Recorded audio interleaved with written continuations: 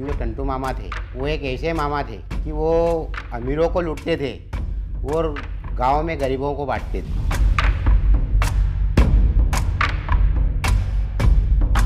और अब देश में एक ऐसा मामा है कि वो गरीबों को लूटता है और अमीरों को बांटता है। आज है टंट्या मामा का बलिदान दिवस। बीजेपी इंदौर में बड़ा आयोजन करने जा रही है।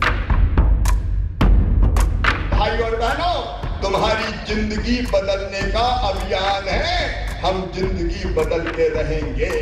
एक नाम है मामा मामा मामा टंटू मामा करके, बस उसके बाद में तो गांव का कोई विकास है नहीं, सिर्फ एक मोहरा है हमारा गाँव।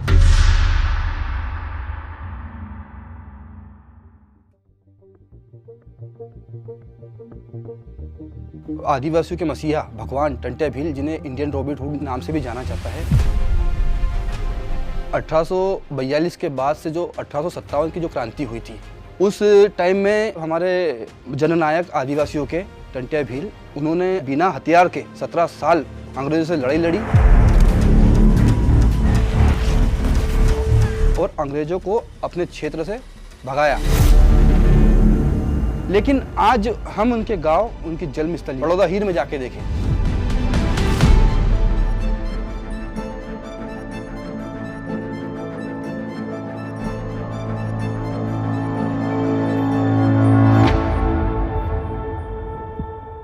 टंट्या मामा हमारे आजादी था। टंट्या मामा में 4वीं पीढ़ी का है। नेता लोग आते हैं, बोल देते हैं इनको रैली में ले जाओ, हमको रैली में फिराते हैं, कपड़े मपड़े पहराई जा देते हैं। अब तंजे काम रोटी करते चले जा देती, मारा पैसे छोड़ दिया देती। जो इतना बड़ा मंदिर हमारे गांव में बना हुआ है, पर गांव में सब गंदी वाड़ा है हर जगह जगह। यहाँ सीएम साहब इतने रुपए खर्चे कर रहे थे, एक अस्पताल बनवा दे। जो आने में खर्चा लग रहा है ना, वो खर्चे से हमारे गांव में अस्पताल बन सकती है, स्कूल बन सकती है, नल जल योजना हो सकती है। गांव की पूरी नाली होना चाहिए कि गंदगी गांव के बाहर करो।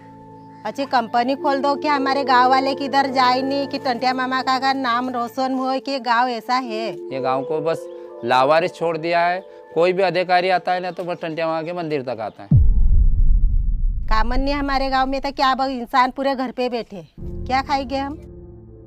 बड़ौदा का नाम अभी पूरे मध्य प्रदेश में फैला हुआ है। क्या है ये टंट्या मामा जैसे हमारे वंशज है, उनको ले जाते हैं मंच पे, फोटो मोटो खींच लेते हैं, उनका स्वागत कर देते हैं और उनके हालत पे छोड़ देते हैं। उनके घर की हालत अभी तुम देख लो कि जैसे कोई बिल्कुल गरीबी हालत में रह रहे, ना उनको बच्चों को लाभ मिला ना उनको। टंट्या मामा के वंश थे तो वो गैस टंकी थी तो भराने के लिए पैसे नहीं आए तो क्या भरो। जिनके कारण सीएम 6 बार आ चुके हैं 2 साल में, तो सोच लो कि उनका जो हाल है तो फिर हमारे गाँव का हाल क्या है। अभी भी सीएम साहब आए थे तो हम अड़ाव फिरे थे कि सीएम साहब एक बार हमारा गांव देख लो, पर कलेक्टर साहब नहीं बोल गए, हमारे अड़ाव फिर गए। हमको ऐसे तरह से रखे कि जैसे आदमी कोई जेल में रखता है ना, कि कोई अधिकारी आ रहा है तुम जेल में ही रहना, वैसे हमको गांव वालों को पैक कर दिए थे कि कोई समस्या मत बताना। अभी बरसात का पानी खाले नाले उनका पीते हैं, उसके बाद में ख़त्म हो जाता है तो 1-1 किलोमीटर दूर से भर के लाते हैं। एक बार खाने की जुगाड़ है हमारे पास, पर पानी पीने की नहीं है। कंट्रोल लेने भी हम बाहर जाते हैं, अभी वहाँ धांधल रहती है तो फिर वो पीछे भी आना पड़ता है।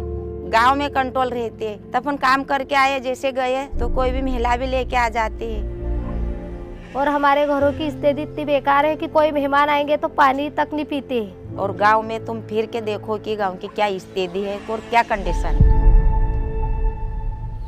आंगनवाड़ी टूट गई, बच्चों के लिए बैठने के लिए जगह नहीं है, महिलाओं भी बाहर शौचालय करने जाती है। और स्कूल भी पूरी तरह से भंगार है, स्कूल भी 5वीं तक ही है। 6वीं से फिर बाहर जाना पड़ता है, वो बस्ता टांग के जाते हैं, वजन भी लेके जाते हैं, तो फिर उनको दिक्कत आती है।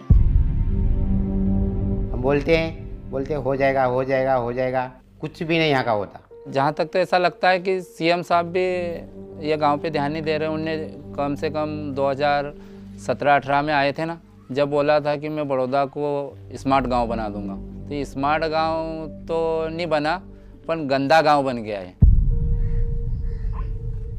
क्योंकि सीएम साहब हेलीपैड से आते हैं, मंच पे जाते हैं और तुरंत हेलीपैड से चले जाते हैं। और यहाँ एक आदिवासी लोग हैं, गरीब से गरीब है नहीं, है नहीं, गरीब से गरीब होते हैं। कोई महिला अगर गर्भवती है तो उसको भी 8 किलोमीटर दूर पे ले जाना पड़ता है। 8 किलोमीटर जब गाड़ी भी जाती है तो रास्ता भी इतना खराब है कि अगर भाई डिलीवरी वाले जाए ना तो रास्ते में उसको कुछ भी हो जाए, पर गाड़ी नहीं 8 किलोमीटर दूर पे भी पहुंच पाई। जो 18 साल से नहीं निकला था वो सीएम साहब ने तुरंत राहुल जी के एक दिन आने से पहले लेटर जारी कर दिया कि रोड पास हो गया। जब रोड ही पास हो गया था तो फिर इतने दिन क्यों नहीं हुआ था? आदिवासी का मतलब क्या है? हिंदुस्तान का ओरिजिनल मालिक जो है वो आदिवासी है, इस शब्द का ये मतलब है। अब बीजेपी के लोग कहते हैं नहीं भैया आप आदिवासी नहीं हो, आप वनवासी हो। I believe very strongly that your culture is very very important. Tribal ways of thinking are not just preserved but are expanded. In fact, you are the original culture of this country.